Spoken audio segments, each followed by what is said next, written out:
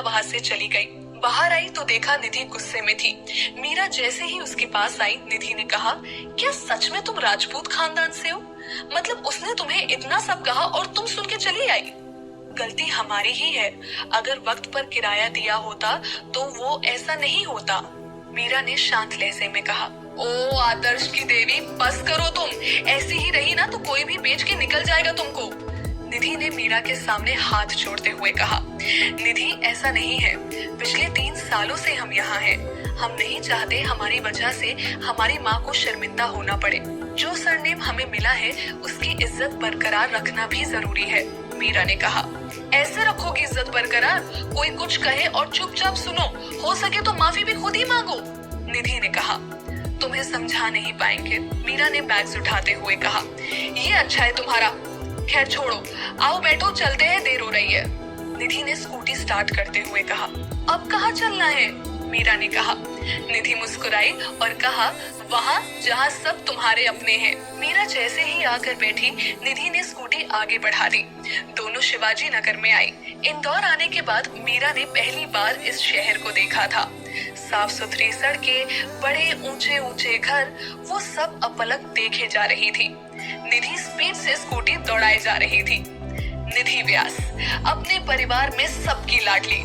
मीरा से उसकी जान पहचान कॉलेज में हुई थी और मीरा का शांत व्यवहार उसे पहली नजर में भा गया।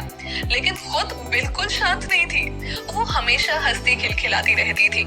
लाडली थी, इसीलिए उसे किसी भी बात के लिए ना नहीं कहा जाता था। मीरा को लेकर निधि एक बड़े से घर के सामने रुकी। उसने स्कूटी साइड में लगाई और मीरा को लेकर अंदर आई। मीरा की नजर घर के दरवाजे पर लगे नेम प्लेट पर पड़ी, व्यास हाउस। मीरा अपना बैग संभाले अंदर आ गई। अंदर आते ही निधि चिल्लाई, मम्मा, पापा, दादू, दादी, भैया, सब आ जाइए। निधि की आवाज सुनते ही सब बाहर चले आए। निधि के साथ एक अनजान लड़की को देखकर सबके मन में क्वेश्चन मार्क था, जो कि निधि ने अगले ही पल हटा दिया और कहा, दादू, ये मेरी दोस्त है मीरा। और फिर मीरा की ओर पलटकर कहा, मीरा, ये मेरे दादू श्रीनाथ जी व्यास और वो मेरी दादी माँ सुरेखा जी व्यास। नमस्ते, मीरा ने दोनों हाथ जोड़कर कहा। ये मेरे पापा है विजय व्यास और ये मेरी मम्मा राधा व्यास। निधि ने अपने माँ पापा की ओर इशारा करके कहा। मीरा ने उन्हें भी नमस्ते की तो दोनों जवाब में मुस्कुरा उठे। निधि अपने भाई के पास आई और कहा, उसके हाथ में हाथ डालकर, ये है मेरे बड़े भैया अर्जुन। हेलो, अर्जुन ने मुस्कुराकर कहा तो मीरा ने भी जवाब में नमस्ते कहा। सबसे परिचय करवाने के बाद निधि वापस मीरा के पास आई और कहा, ये है मेरी स्वीट सी फैमिली। उसे कुछ याद आया तो उसने इधर उधर देखते हुए कहा, अक्षत भैया कहाँ है? अक्षत बाहर गया हुआ है, राधा ने मीरा के सामने आकर कहा। उन्होंने बड़े गौर से मीरा को देखा।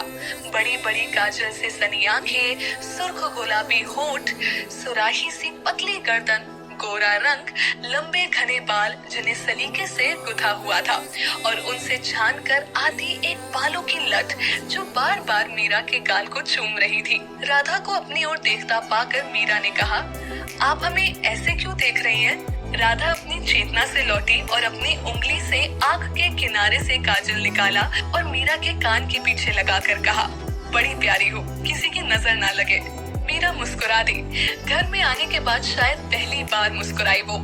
राधा ने उसका हाथ पकड़ा और उसे सबके बीच ले आई। सभी हॉल में रखे सोफों पर बैठ गए। निधि ने एक सांस में सारी बात कह डाली और फिर दादू के सामने आकर मासूमियत से कहा, मैंने ठीक किया ना दादाजी? हाँ बेटा जी, बिल्कुल सही किया। ऐसे वक्त में दोस्त ही दोस्त के काम आता है, दादू ने प्यार से निधि के गाल को छूकर कहा। तो फिर मीरा यहाँ रह सकती है ना? निधि ने कहा। जब तक वो चाहे वो यहाँ रह सकती है।